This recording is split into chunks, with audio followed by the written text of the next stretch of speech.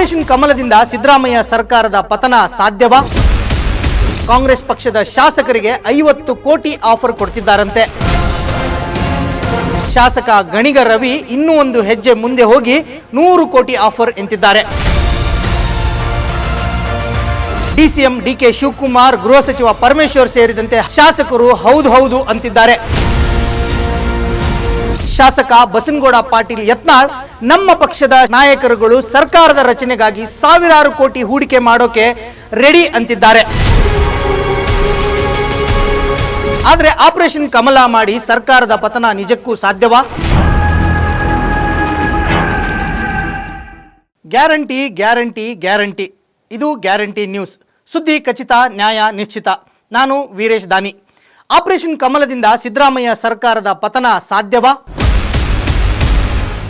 Operation ಕಮಲ ಮಾಡ್ತಿದ್ದಾರಂತೆ. ಕಾಂಗ್ರೆಸ್ ಪಕ್ಷದ ಶಾಸಕರಿಗೆ 50 ಕೋಟಿ ಆಫರ್ ಕೊಡ್ತಿದ್ದಾರಂತೆ. ಸಿಎಂ ಸಿದ್ದರಾಮಯ್ಯ ಹೀಗೆ ಹೇಳಿದ್ರೆ, ಶಾಸಕ ಗಣಿಗ ರವಿ ಇನ್ನೂ ಒಂದು ಹೆಜ್ಜೆ ಮುಂದೆ ಹೋಗಿ 100 ಕೋಟಿ ಆಫರ್ ಎಂತಿದ್ದಾರೆ. ಡಿಸಿಎಂ ಡಿಕೆ ಶಿವಕುಮಾರ್, ಗೃಹ ಸಚಿವ ಪರಮೇಶ್ವರ್ ಸೇರಿದಂತೆ ಹಲವು ಸಚಿವರು, ಶಾಸಕರು ಹೌದು ಅಂತಿದ್ದಾರೆ.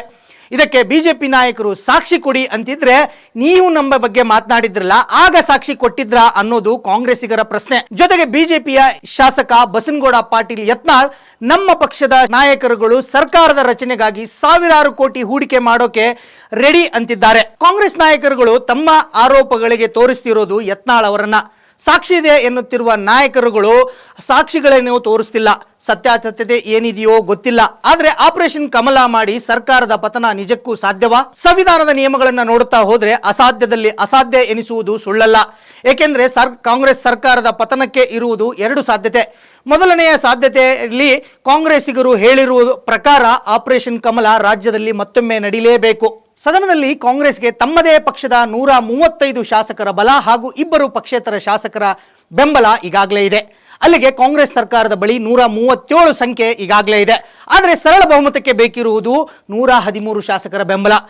ಆದರೆ ಕಾಂಗ್ರೆಸ್ಗೆ ಅಗತ್ಯಕ್ಕಿಂತಲೂ ಹೆಚ್ಚು ಶಾಸಕರ ಬೆಂಬಲ ಈಗಾಗಲೇ ಇದೆ.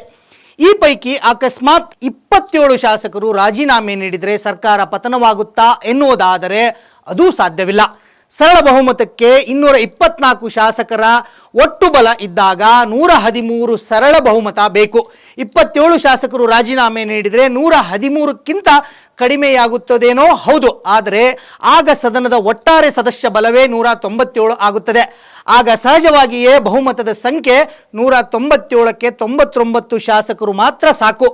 ಸದನದ ಸರಳ ಬಹುಮತ ನಿರ್ಧಾರವಾಗುವುದು ಸದನದ ಒಟ್ಟಾರೆ ಬಲದ ಅರ್ಧಕ್ಕಿಂತ ಮೇಲೆ ಒಬ್ಬರ ಬೆಂಬಲ ಮಾತ್ರ. ಈ ರೀತಿ ಆಗಬೇಕು ಎಂದರೆ ಕನಿಷ್ಠ 50ಕ್ಕೂ ಹೆಚ್ಚು ಶಾಸಕರು ರಾಜೀನಾಮೆ ಕೊಟ್ಟು ಎಲ್ಲರೂ ಬೇರೆ ಪಕ್ಷದಿಂದ ಗೆಲ್ಲಬೇಕು. ಇದು ಬಹುತೇಕ ಸಾಧ್ಯವಾಗದ ಕೆಲಸ. ಹೀಗಾಗಿ ಈ ರೀತಿಯಲ್ಲಿ ಆಪರೇಷನ್ ಕಮಲ ಸಾಧ್ಯವೇ ಇಲ್ಲ.